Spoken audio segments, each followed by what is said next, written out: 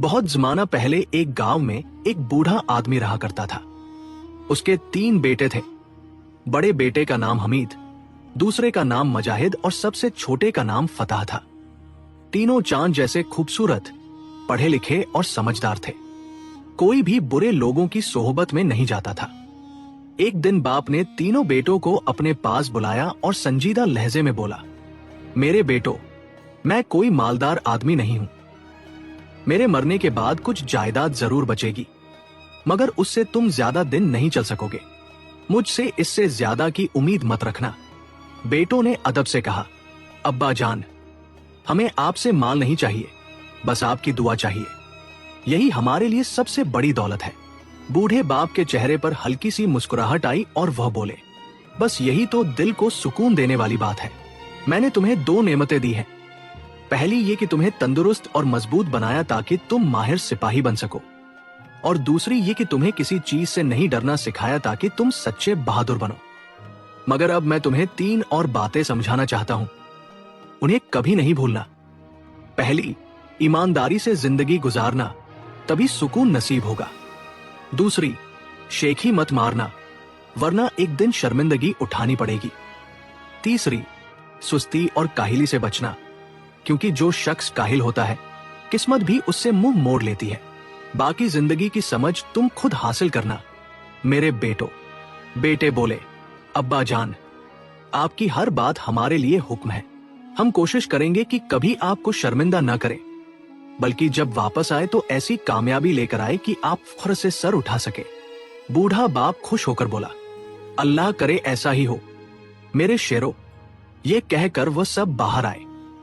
बाप ने इशारा करते हुए कहा, ये 3 घोड़े तुम्हारे हैं। मैंने तुम्हारे थैले खाने पीने की चीजों से भर दिए हैं। छोटे बेटे ने पूछा, अब्बा जान, क्या हमें वाकई अब रवाना होना चाहिए? बूढ़े ने नरमी से जवाब दिया, हाँ बेटा, अब तुम्हारा वक्त है दुनिया देखने का। जब तक आदमी बाहर नहीं निकलता, उसे अपनी ताकत और नसीब का अंदाजा नहीं होता। जाओ और अपना रास्ता खुद बनाओ। ये सुनकर तीनों भाइयों ने मोदबाना अंदाज में बाप का हाथ चूमा, उसकी दुआएं ली और अपने अपने घोड़ों पर सवार हो गए। वो दिन भर चलते रहे, पहाड़ अबूर किए, मैदान पार किए और बहुत दूर निकल गए। शाम को जब थक गए तो एक सुनसान मकाम पर डेरा डाला। घोड़ों को चरने के लिए छोड़ा और बाप के दिए हुए खाने से पेट भरा। खाना खाने के कुछ देर बाद बड़े भाई हमीद ने कहा, ये जगह कुछ ज्यादा ही वीरान लग रही है, हम तीनों एक साथ नहीं सो सकते। दूसरे भाई मजाहिद ने कहा, दुरुस्त फरमाया भाईजान, कोई एक जागता रहे ताकि बाकी 2 आराम से सो सके। छोटे भाई फतह बोला, तो फिर बारी बांध लेते हैं। बताइए, पहला पहर कौन जागेगा? पहला पहर मैं रखूंगा। तुम दोनों थक गए हो, थोड़ा आराम कर लो। हम तुम पर भरोसा करते हैं बड़े भाई, और अगर कुछ भी अजीब लगे तो हमें फौरन जगा देना। यकीनन छोटे, फिक्र ना करो, अब सो जाओ। सुबह हमें लंबा सफर तय करना है। कुछ देर बाद दोनों भाई नींद की वादी में खो गए और बड़ा भाई हमीद आग के करीब बैठकर चौकस हो गया। उसके कानों में अब्बा जान की बातें गूंज रही थी। कितनी पुरसुकून रात है, जैसे पूरी दुनिया सो चुकी हो। अब्बा जान कहा करते थे कि एक सच्चा सिपाही नींद में भी होशियार रहता है। ये तलवार मेरे साथ कितने मशकों की गवाह है। वो कुछ देर तलवार से खेलता रहा। चारों तरफ गहरा सन्नाटा छाया हुआ था, जैसे जमीन भी नींद में डूबी हो। अचानक जंगल की सिमत से सरसराहट की आवाज आई, पहले हल्की, फिर तेज, जैसे कोई भारी जानवर झाड़ियों को चीरता हुआ आ रहा हो। ये कैसी आवाज है? क्या कोई दरिंदा है? जहां तीनों भाई रुके थे, वहां से कुछ ही फासले पर एक शेर की मानिंद थी। इंसान की खुशबू सूंघकर शेर बाहर निकल आया। उसकी आंखें आग की तरह सुर्ख थी। हमीद ने आहिस्ता से कहा, ये तो शेर है, मगर मैं अपने भाइयों की नींद खराब नहीं होने दूंगा। इसे अकेले ही संभालना होगा। वो तलवार मजबूती से थाम कर एक तरफ दौड़ा ताकि शोर भाइयों तक न पहुंचे। शेर उसके पीछे लपका। आजा दरिंदे, देखता हूं कितनी ताकत है तेरे अंदर। शेर ने झपटा मारा। हमीद बाएं हट गया और तलवार घुमाई। एक तेज वार में शेर का बाया पंजा कट गया। बस इतनी ही हिम्मत है, अब खत्म करता हूं तेरा खेल। वह दाएं जाने हटा और दूसरे पंजे पर वार किया। खून की धार बह निकली। फिर उसकी तलवार शेर के सर पर गिरी। एक भारी आवाज गूंजी और शेर जमीन पर गिर पड़ा। हमीद ने शेर की पीठ पर बैठकर उसकी खाल की एक पट्टी काटी और उसे अपने साथ लेकर वापस भाइयों के पास आया। कुछ देर बाद उसका पहर खत्म हुआ तो उसने मजाहिद को जगाया। उठो भाई, अब तुम्हारी बारी है पहरे की। मजाहिद नीम ख्वाबीदा हालत में उठकर बोला, हाँ भाई, अब आप आराम करें, मैं जागता रहूंगा। रात का बाकी हिस्सा पुरसुकून गुजरा, कोई वाकया पेश न आया। फिर बारी आई फतह की। छोटे उठो, अब तुम्हारा पहर है, सुबह होने तक जागे रहना। ठीक है भाई, आप आराम करें, मैं पहरा दूंगा। ये कहकर मजाहिद सो गया और फतह पहरा देने लगा। कुछ देर बाद सुबह की रोशनी फैलने लगी।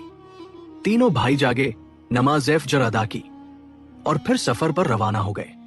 वो दिन भर चलते रहे, पहाड़ों और मैदानों को अबूर करते हुए बहुत दूर निकल गए। शाम को वह एक पीपल के बड़े दरख्त के नीचे पहुंचे। हमीद ने कहा, यह जगह तो बहुत खूबसूरत है, क्यों ना यही क्याम करें। सब ने हामी भर ली। इस बार पहरा देने की बारी मजाहिद की थी, जबकि हमीद और फतह सो गए।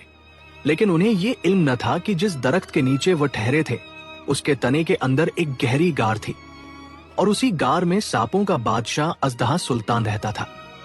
अचानक दूर जंगल की सिमत से एक अजीब सी आवाज आने लगी। एक मध्यम सरसराहट सुनाई दी। ये कैसी आवाज है? हवा नहीं, कुछ और है। या अल्लाह, ये तो सांपों का बादशाह है, अजदहा सुल्तान। मजाहिद ने दिल में सोचा, भाइयों को जगाना दुरुस्त नहीं, मैं खुद ही इसका सामना करूंगा। ये कहकर मजाहिद आगे बढ़ गया और अजदहा भी उसके पीछे लपका। आजा, देखता हूं बहादुरी किसे कहते हैं। कौन है तू जो मुझे ललकार रहा है? जो बुराई के आगे नहीं झुकता, मैं मजाहिद हूं। उसी लम्हे जब अजदहा मजाहिद पर वार करने के लिए झपटा, मजाहिद ने तलवार से उसकी गर्दन उड़ा दी। अजदहा उसी वक्त जमीन पर गिर पड़ा। सो जा पेशाक, और अब किसी को डराने की कोशिश मत करना। मजाहिद ने उसकी खाल से एक पट्टी काटी और हाथ में लेकर अपने भाइयों के पास वापस आ गया। फिर हमीद नींद में बोला, सब ठीक है ना मजाहिद? सब ठीक है भाई, सो जाओ। बस हवा थोड़ी तेज थी। यूं चंद लम्हों में रात गुजर गई। सुबह होते ही तीनों भाई फिर सफर पर रवाना हो गए। शाम तक वह एक तन्हा पहाड़ी के पास पहुंच गए। यही डेरा डाले, ये जगह रुकने के लिए ठीक लगती है। मैं आज रात पहरा दूंगा, तुम दोनों चैन से सो जाना। इस बार पहरा देने की बारी फताह की थी और दोनों भाई आराम से सो गए। अचानक फताह को पहाड़ की चोटी पर एक रोशनी नजर आई। वह दिया टिमटिमा रहा था। शायद कोई घर होगा, चलकर देखता हूं। आखिर वहां क्या है? फताह घोड़े पर सवार होकर वहां पहुंचा। देखा कि झोंपड़ी के अंदर से रोशनी आ रही है और अंदर 3 लोग बैठे हैं। फताह ने कहा, यह चोरों का ठिकाना है, उन्हें छोड़ना ठीक नहीं। वह दरवाजा खोलता है तो सारे चोर हौसला शिकन होकर हथियार उठा लेते हैं। कौन है तू? रात के वक्त यहां आने की हिम्मत कैसे की? फताह कहता है, उस्ताद, मैं दूर शहर से आया हूं। बहुत दिनों से किसी ढोले में शामिल होना चाहता था। आपका नाम सना तो चलाया। मैं छिपकर घेरना और जासूसी करना जानता हूं। मुझे अपने साथ रख लीजिए। चोरों के सरदार ने कहा, हम छोटे हैं मगर बातों में वजन है। ठीक है, बैठ जा, देखते हैं तू क्या कर सकता है। फताह ने खुश होकर कहा, शुक्रिया उस्ताद, आज बड़ी शिकार की रात है। हाँ, आज बादशाह का खजाना हमारा होगा। बादशाह का खजाना? वाकई? हाँ, और तू भी हमारे साथ चलेगा। देखेगा असली काम कैसा होता है। जी हाँ, जैसा हुक्म उस्ताद। कुछ देर बाद तमाम चोर बादशाह का खजाना लूटने। चोर बादशाह के खजाने को लूटने के इरादे से उसके महल की तरफ रवाना हो गए। कुछ देर बाद वह महल के बाग के करीब जा पहुंचे। सरदार ने आहिस्ता आवाज में कहा, सुनो सब लोग, पहले फताह दीवार फलांग कर अंदर जाएगा और देखेगा कि पहरेदार जाग रहे हैं या सो गए हैं। फिर हम सब अंदर दाखिल होंगे। फताह ने जवाब दिया, ठीक है उस्ताद, मैं जाता हूं, बस जरा मदद कीजिए ताकि मैं ऊपर पहुंच जाऊं। चोरों ने मिलकर उसे दीवार पर चढ़ाया। फताह ने दीवार के उस पार झांका। सब सो रहे हैं, अब मौका बिल्कुल दुरुस्त है। ये कहते ही वह दीवार के उस पार उतर गया। आहिस्ता आहिस्ता चलता हुआ एक घोड़ा गाड़ी के पास पहुंचा और उसे खींचकर दीवार के करीब ले आया। फिर उसने आहिस्ता कहा, वक्त बेहतरीन है, सब लोग बारी बारी से दीवार के इस पार आ जाओ। सरदार ने कहा, पहले तू जा रहमान, नीचे इफ्ताह खड़ा है, वो तुझे पकड़ लेगा। रहमान दीवार के इस पार आ ही रहा था कि अचानक इफ्ताह ने तलवार घुमाकर उसका सर तन से जुदा कर दिया। फिर दूसरा चोर ऊपर चढ़ा। रहमान कहा गया, आवाज क्यों नहीं दे रहा? उतर जा, नीचे जगह खाली है, आजा नीचे। इफ्ताह ने एक एक करके सब चोरों के सर क्लम कर दिए। ये तुम लोगों की सजा है, दूसरों की रात की नींद और दिन का चैन छीनने की। ये कहकर वह महल के अंदर दाखिल हुआ। पहरेदार गहरी नींद में थे। इफ्ताह दबे पांव अंदरूनी हिस्से की तरफ बढ़ा। सामने एक शानदार हाल था जिसमें 3 दरवाजे थे। 2 लौंडिया पहरे पर खड़ी थी, मगर उनकी आंखों पर नींद का गलबा था। इफ्ताह ने पहला दरवाजा खोला। अंदर एक खूबसूरत कमरा था। दीवारों पर रेशमी पर्दे झूल रहे थे। चांदी का पलंग सजा था और उस पर एक हसीन शहजादी सोई थी, ऐसी कि जैसे चांद खुद जमीन पर उतर आया हो। इफ्ताह आहिस्ता से आगे बढ़ा, उसके हाथ से सोने की एक अंगूठी उतारी और जेब में रख ली। माफ करना मलिका, तुम्हें छूने के लिए नहीं, पहचानने के लिए ये निशानी लेनी जरूरी थी। फिर वो बाहर निकला और दूसरा दरवाजा खोला। ये कमरा पहले से भी ज्यादा शान और शौकत वाला था। पर्दों पर रंग बिरंगी चिड़ियों की कढ़ाई थी और दरमियान में एक और शहजादी सोई हुई थी, जिसके हुस्न पर शायद चांद और सूरज भी फौर करते हों। इफ्ताह ने मुस्कुराते हुए आहिस्ता कहा, अगर खूबसूरती का कोई दूसरा नाम होता तो यकीनन यही होता। ये कहकर उसने खामोशी से उस शहजादी का कंगन उतार लिया और एहतियात से उसे अपनी जेब में रख लेता है। अब तीसरा कमरा देखना चाहिए, शायद वही असल मंजिल हो। तीसरे कमरे की शान और शौकत तो हैरत अंगेज थी। गहरे सुर्ख रेशमी पर्दे, चांदी के सतून और दरमियान में एक ऐसी हसीन दोशीजा जो सितारों की रानी को भी शर्मा दे। इफ्ताह आहिस्तगी से आगे बढ़ा, झुककर शहजादी के कान से सोने की बाली उतार ली। शहजादी, मुझे तुम्हारे जेवरात में से कुछ नहीं चाहिए, बस ये निशानी मेरी तकदीर की राह बनेगी। ये कहकर वह बगैर कोई आवाज किए कमरे से बाहर निकल आया। इफ्ताह ने महल से बाहर निकलकर दीवार कलांगी, अपने घोड़े पर सवार हुआ और चांदनी रात में गायब हो गया। कुछ देर बाद वो अपने भाइयों के पास वापस पहुंच गया। सुबह जब सूरज निकला तो तीनों बहादुर भाई जाग उठे। उन्होंने नाश्ता किया, अपने घोड़ों की जीने कसी और फिर सफर पर रवाना हो गए। कुछ देर बाद वह एक शहर पहुंचे और एक सराय में क्याम किया। एक भाई ने चाय का पहला घूंट लिया तो मुस्कुरा कर बोला, वाह, इस शहर की चाय भी बड़ी लजीज है। दूसरा बोला है, हाँ, और यहाँ की रौनक भी कुछ खास है। इसी दौरान अचानक बाहर नकारची की आवाज गूंजी, सुनो सुनो, कल रात शाही महल के बाग में 3 चोरों के सर क्लम कर दिए गए और तीनों शहजादियों के सोने का एक एक जेवर चोरी हो गए। बादशाह सलामत चाहते हैं कि शहर का हर शख्स इस राज को समझे और बताए कि वो बहादुर कौन है जिसने ये कारनामा अंजाम दिया है। अगर किसी के घर में कोई परदेसी मकाम हो तो फौरन महल में पेश किया जाए। ये सुनकर सराय के मालिक ने कहा, मेरे मेहमानों, लगता है अब आपको महल चलना होगा, बादशाह के दरबार में हाजिर होना पड़ेगा। इफ्ताह ने अपने भाइयों की तरफ देखा और बोला, ठीक है भाइयों, चलो महल की तरफ। फिर तीनों आहिस्ता आहिस्ता महल की सिमत रवाना हो गए। अगले दिन वो बादशाह के महल पहुंचे। बादशाह को जब मालूम हुआ कि वो गैर मुल्की है तो उसने हुक्म दिया कि उन्हें शाही कमरे में बिठाया जाए और वजीर को उनका हाल मालूम करने की जिम्मेदारी दी जाए। भाइयों के सामने दस्तरख्वान बिछा दिया गया और तरह तरह के खाने पेश किए गए। बादशाह और वजीर पास वाले कमरे में छिपकर उनकी गुफ्तगू सुनने लगे। एक भाई ने निवाला लेते हुए कहा, ये बकरे का गोश्त तो है, मगर लगता है कि इसे कुत्ते के दूध पर पाला गया है। दूसरा हंसकर बोला, तुम ठीक कहते हो, बादशाहों को तो कुत्ते के गोश्त से भी नफरत नहीं होती। मुझे तो इस बात पर सब हैरान थे कि इस मुरब्बे में आदमी की खुशबू आ रही है। बिल्कुल दुरुस्त है, हर बादशाह खून पीता है।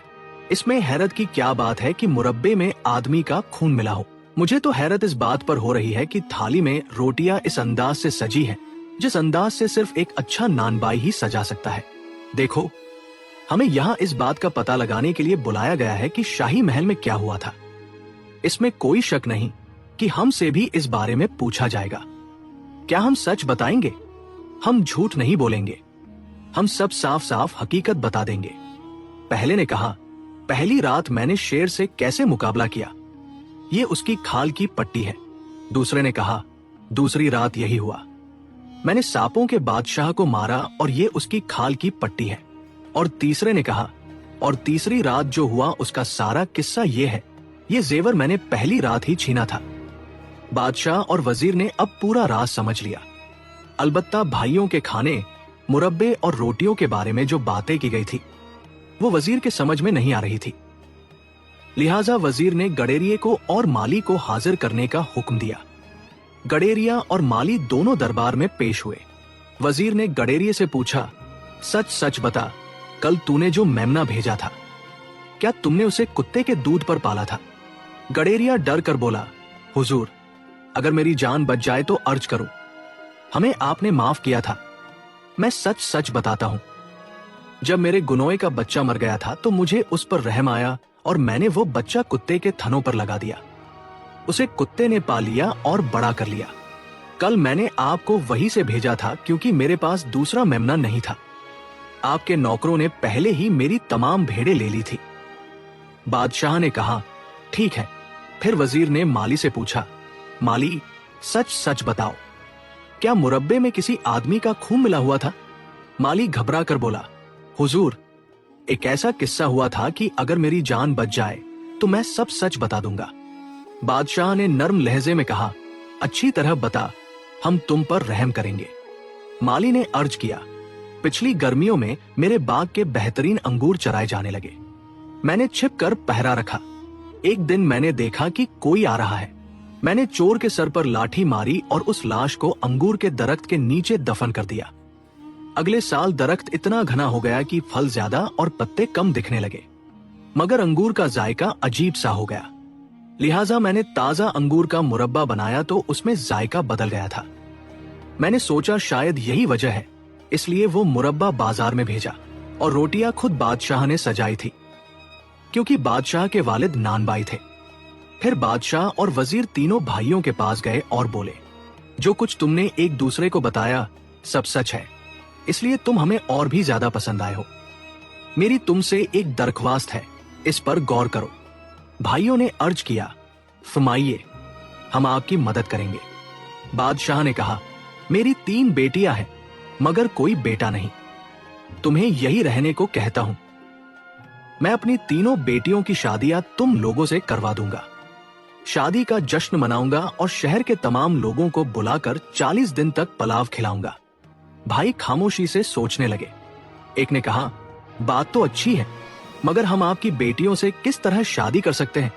हम न तो बादशाह के बेटे हैं और न हमारे वालिद दौलतमंद हैं। बादशाह ने मुस्कुरा कर कहा, तुमने अपनी ताकत बामली और हिकमत से कमाई है और हमने मेहनत से जिंदगी जानी है। आखिर तुम्हारे बाप किस लिहाज से मुझसे कम है? हकीकत में वो मुझसे भी ज्यादा दौलतमंद है और इस वक्त मैं उन लड़कियों का बाप हूँ जिन्हें बड़े बड़े बादशाह भी चाहते हैं। मैं तुमसे हाथ जोड़कर इल्तिमास करता हूँ कि तुम मेरी बेटियों को अपनी बीवियों के तौर पर कबूल कर लो। भाई खुशी से राजी हो गए। बादशाह ने जियाफत मुनकद करवाई। 40 दिन तक दावतें चली और आखिरकार नया ब्याहता जोड़ा शाही महल में रहने लगा। हमीद की शादी मलिका आयशा बेगम से, मजाहिद की शादी मलिका रजिया से और फताह की शादी शहरीन बेगम से हुई। बादशाह के दिल में फताह के लिए खास मकाम था।